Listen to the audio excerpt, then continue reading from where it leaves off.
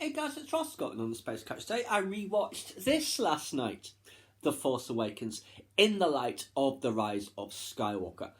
And I have to say it makes it a better film for me anyway. It's because now that we know what happens, you can read into things in the first one, which obviously was probably not what was planned, but it's how it's played out. The thing I was thinking of particularly is Rey's vision scene when she touches the lightsaber. You can kind of work in what happened in The Rise of Skywalker if you stretch things a little, because you know what, she's there in the rain and the Knights of Ren and Kylo. You could, and he comes towards her. You could kind of read into it that he's coming towards her, to offer the hand, like he did in Last Jedi, and I think like he also does in Rise of Skywalker, and that he kills at least one of the Knights of Ren because he kills all of them in The Rise of Skywalker. Like I said, you can kind of just about justify it, I think. But you have to look at it very liberally. But other things, just like, because obviously one of the big things from Force Awakens was, is Finn Force sensitive? Yes, he is, as we found it in The Rise of Skywalker. So certain things, just like, like when Maz hands him the lightsaber and says, find your friend, and there was a heavy thunk sound when he took it. Yes, it's because he was Force sensitive. Same with when he gets the bloody hand and how that was cut. Yes, it's because he was Force sensitive and he was awakening. So things like that, yeah, you can read into it with hindsight.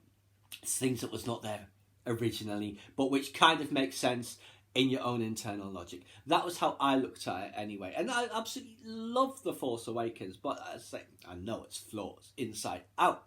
But I was still picking up background things, and I've seen that film, well, maybe not 100 times, but more times than I can count, which I hadn't noticed before. Just in Maz's cantina when Rey's going down the stairs, a couple of background characters at the top of the stairs in the crowd that I hadn't noticed before.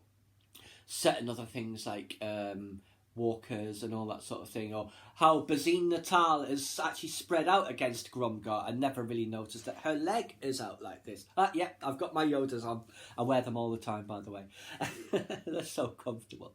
Or maybe I should call them my baby Yodas. I don't know.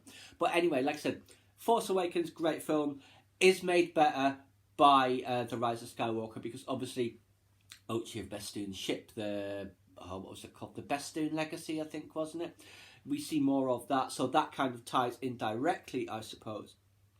And just things like with Snoke doing his ranting and all that sort of stuff. It's interesting knowing that he was the puppet and finding out about the scavenger girl, which obviously means Palpatine as well. Palpatine would know, of course, or maybe he wouldn't know that she was alive, or now he would know where she is, or something, who knows. But yes, like I said,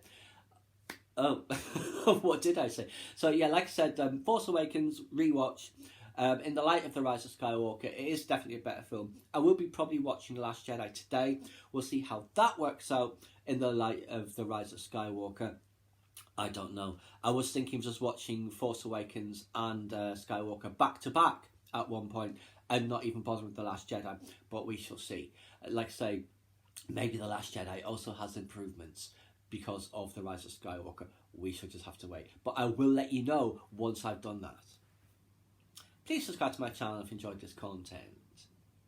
Leave me a comment or suggestion for upcoming topic you'd like to see discussed, or like the video.